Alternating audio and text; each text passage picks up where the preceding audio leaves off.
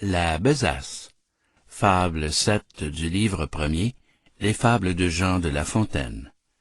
Un enregistrement de Jean Lambert pour LibriVox.org. La besace. Jupiter dit un jour que tout ce qui respire s'en vienne comparaître aux pieds de ma grandeur. Si dans son composé quelqu'un trouve à redire, il peut le déclarer sans peur.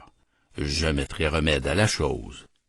Venez, singes, parlez le premier et pour cause. Voyez ces animaux, faites comparaison de leur beauté avec les vôtres. Êtes-vous satisfait? Moi, dit-il, pourquoi non? N'ai-je pas 4 pieds aussi bien que les autres? Mon portrait jusqu'ici ne m'a rien reproché. Mais pour mon frère l'ours, on ne l'a qu'ébauché. Jamais, s'il me veut croire, il ne se fera peindre. L'ours venant là-dessus, on crut qu'il s'allait plaindre. Tant s'en faut. De sa forme, il se loua très fort.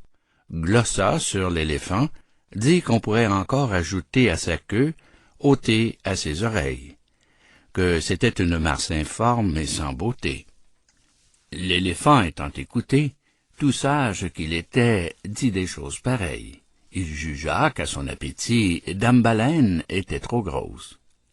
Dame Fourmi trouva le ciron trop petit, se croyant, pour elle, un colosse. Jupin les renvoya, s'étant censurés tous. Je reste content d'eux.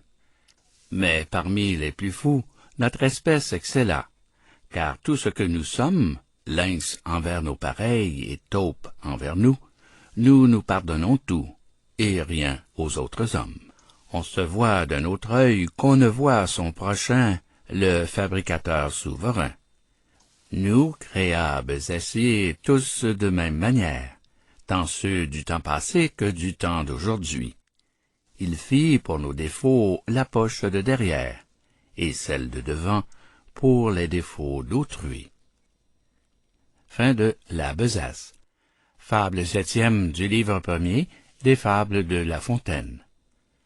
Cet enregistrement appartient au domaine public.